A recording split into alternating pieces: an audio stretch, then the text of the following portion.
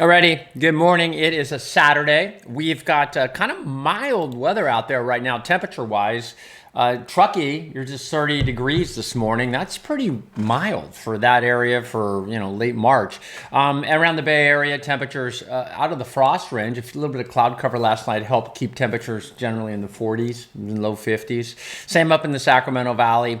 We do have temperatures that during the day are going to get up there. We're looking at mid 60s to low 70s to mid 70s today in the Bay Area. Places like Santa Rosa could go 73, 75 degrees. And then tomorrow, temperatures warm further. We're going to see some 80s popping up in the Bay Area and areas interior valleys and in the Southlands as well. So a warming trend, and with that will come allergies, hay fever, stuff like that. And just a nice looking weekend ahead. In terms of weather, looks pretty dry. There is some activity up in the Crescent City area, as we talked about yesterday, that opportunity for showers.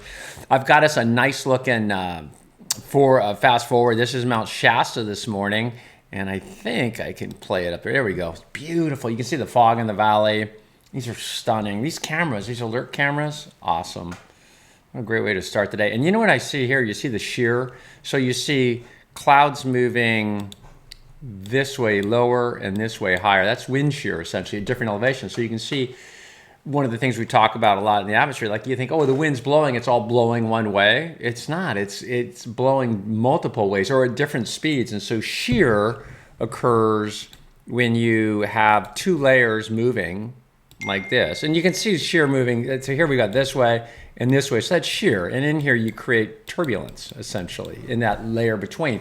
And that shear varies. You can have multiple layers with different wind levels, right? It doesn't have to be one or two. There could be four different wind levels. And then you have a vertical wind. So just kind of a cool shot to show that. But the other thing I want to point out, of course, Mount Shasta is shrouded in clouds. Not a good day to climb it. But one of the things that's interesting, and I think about this all the time, I grew up in Paradise, right? And these volcanoes, they're active. Like my grandpa, John was it John? Yeah, John was up at watching Mount Lassen when it exploded last in 1914 to 1970, a series of eruptions in Mount Lassen. So, I mean, these are active volcanoes. So California is an interesting place, right? And we're going to get to the weather, by the way. We talked about that. But real quick, I just want to, you've got earthquakes, you got tsunamis, you got fires. Oh, and you got volcanoes. Oh my God, right? It's like a disaster movie waiting to happen. These are active, high threat volcanoes. Medicine Lake has erupted within the last 1,000 years and is a highly high-threat volcano.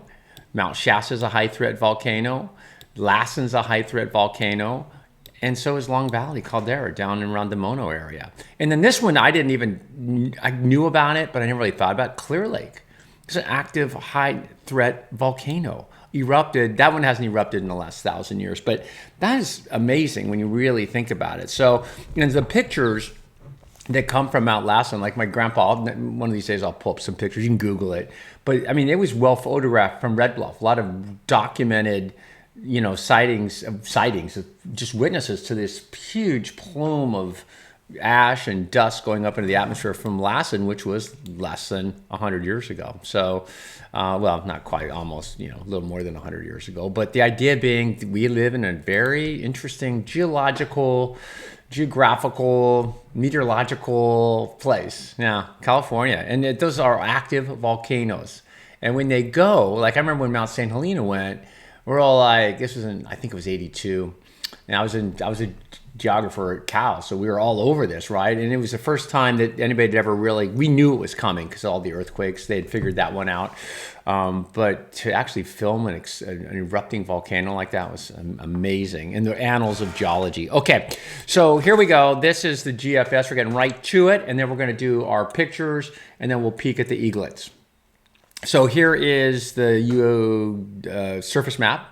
Isobars, maybe you can remember what those are. They're far apart, meaning that there's not a lot of wind forecast. There's that shower activity up around Crescent City, which in fact they're getting some light sprinkles. Remember, Cape Mendocino is the dividing point. Here we are Saturday afternoon. Okay, little cloud cover, a few snow flurries up around Lake Tahoe. And then it's warming. So this is now Sunday morning. This is now Monday morning. It is looking dry. things do change around here, but this is Wednesday morning. This is by Thursday, somewhere around the 27th, things start to click. Now we're into the 28th, and there it is. So somewhere around the 29th, looks like we're back into it, which was what the models thought. They pulled away from it, then they got back into it. But so now the 29th is your what? Saturday, March 29th. So, a week. So in the next week, we can look forward to something like this, and then maybe a little more rain. So we'll keep an eye on it. In terms of rainfall over the next, over that period, these are the spots that get wet. You see not much going on through the weekend. That's that Crescent City stuff up there. So this is through Monday. And then somewhere around the 28th, it starts to load up. And then this is the accumulation of rainfall. And so in terms of, I think this map's helpful if you're looking at, I got work to do outside, or I got a backpacking trip or whatever, in terms of how heavy you're going to get into it. And you can see it's not, again, Cape Mendocino, interesting, huh? Cape Mendocino, a huge dividing point between, right? There's rain, but this is, up here. And then Point Conception, right? That's the other dividing point. And you see the rain it's interesting how the topography actually really does impact rainfall a lot. Those points, not specifically because they're not really way up in the atmosphere, but they are really good geographical points to divide the state by. Okay, so it's warming up. So we can see this map. Here we go with this afternoon. You see the reds coming in. So this is this afternoon. See the reds down south, and then this is tomorrow afternoon. Just look at the colors. So warmer Sunday afternoon, Monday afternoon. It's getting up there, right? And then let's see look at that. So this is Monday afternoon, and we're looking at mid 70s, low 80s, down in the deserts of Southern California, 90s. So basically, I'm not specifically going with the temperatures, but that color temperature footprint, that's the heat. So it's on. Starts today, kind of carries through into the 28th, and then everything changes with that next weather system that wants to come in. So the 28th is sort of our target for a change. In the meantime, steady as she goes. Tree pollens are a thing. We mentioned this. I've mentioned this before, I think, as you look at the jet stream. And one of the things you can see in the jet stream, here we are, right? But see how the jet stream is going? It's sort of like going, you see it starting to arc here, like that. Arcing. So it's popping up, right? You see it. And that's an indication. You can see the high pressure indicating that it's there. So it's a visual check. Oh yeah, there's high pressure in the area because you're getting this arcing. And that impact, in fact, is the ridge of high pressure building in, or the jet stream moving north. I'm going to talk about I'll talk about pollens maybe on Monday, but the thing interesting about pollens is the male trees. They produce a lot of pollen. And so, male trees produce a lot of pollen. And so what they did in the 50s, which not a lot of people know, I don't know why that is, but I read some allergy books back in the day, and I remember this stuck out. When they put in in Southern California, when they put in these neighborhoods like down around Anaheim, or when they put in the East Bay out by Livermore, when these areas started to grow, when people started to live out in the burbs, they realized, hey, wait a second, man. Female trees are messy, right? They produce fruit, and fruit is, so you got, plums and things, and they're really messy trees compared to males. Males produce pollen.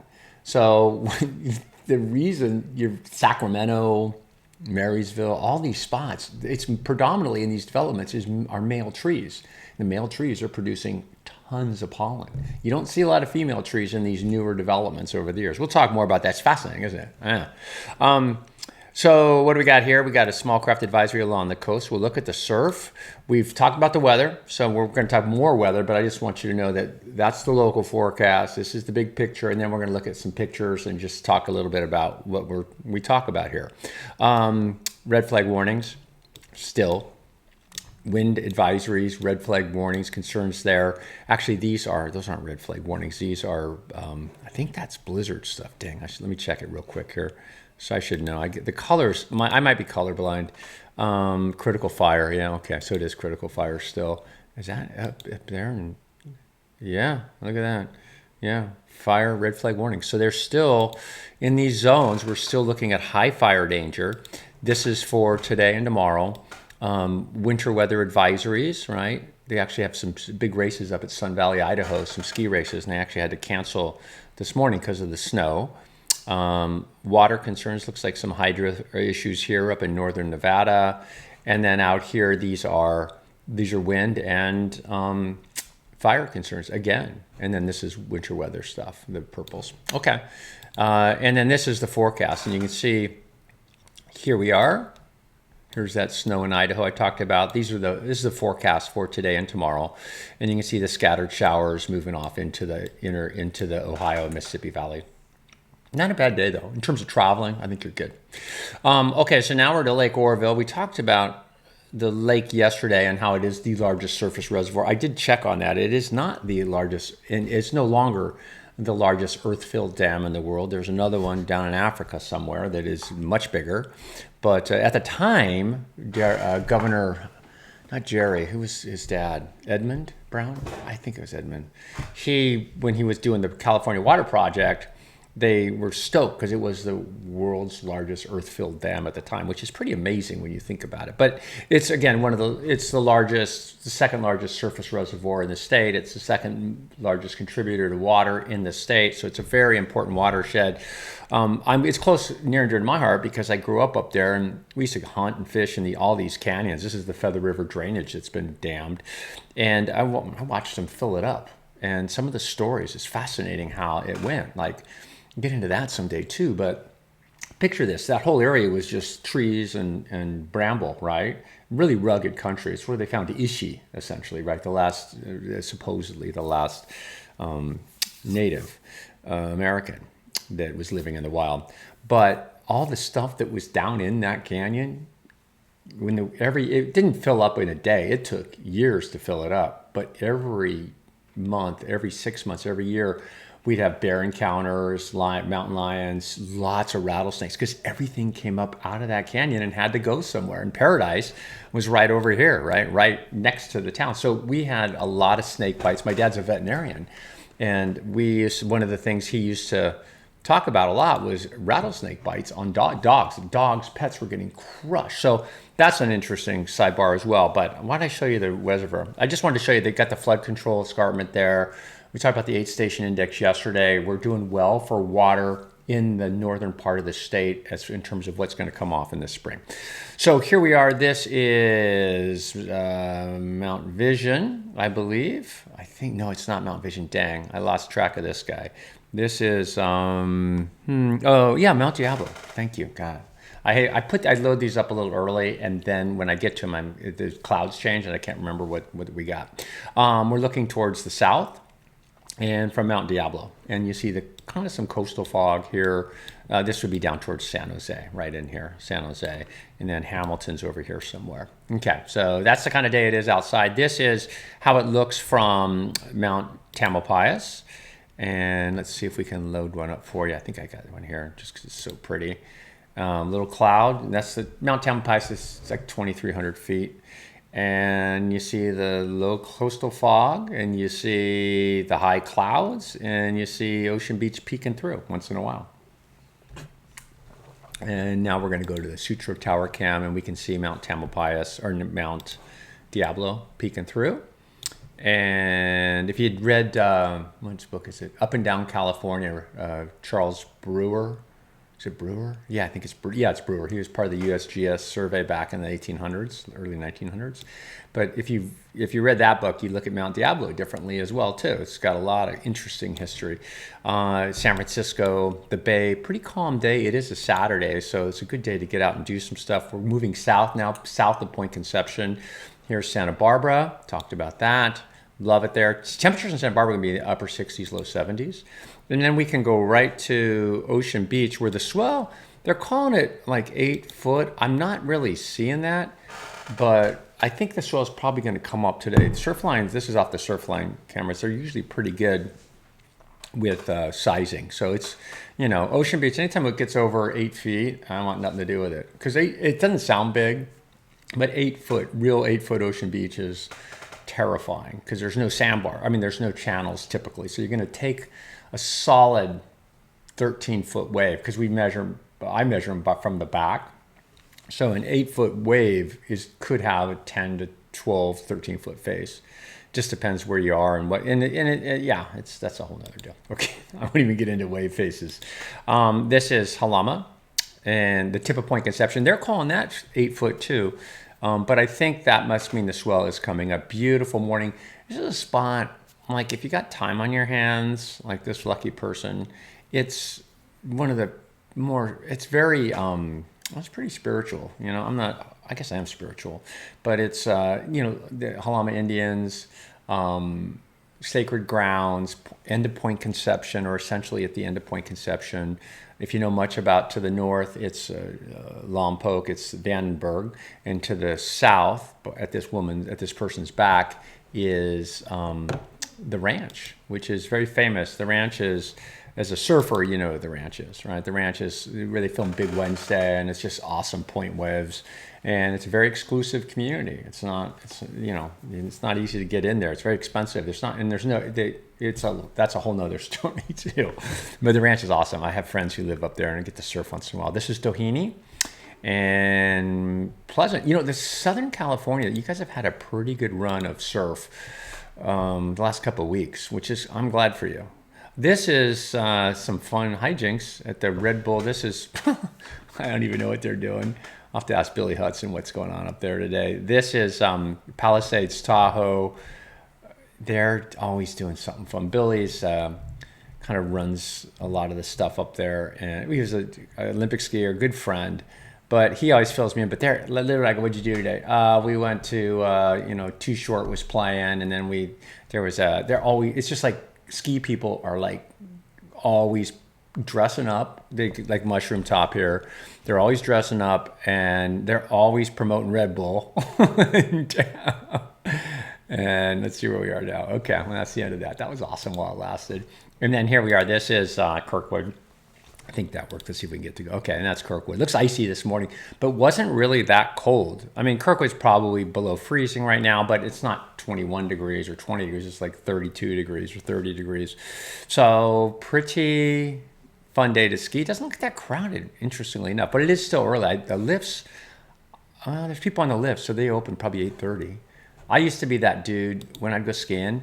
I'd be the first guy on the lift, last guy off, which is stupid. Because what I've learned, as you look at the boys and the girls, and I don't know what they are, but they're eaglets, and they survived the storms up at Big Bear.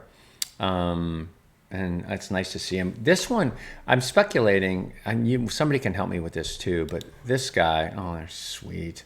So this is the gamer. He's just like, I got nothing but game. We lost one, as you know. And then this guy, I think this might have been the last egg to hatch, because he seems to be a couple days smaller than this bad boy.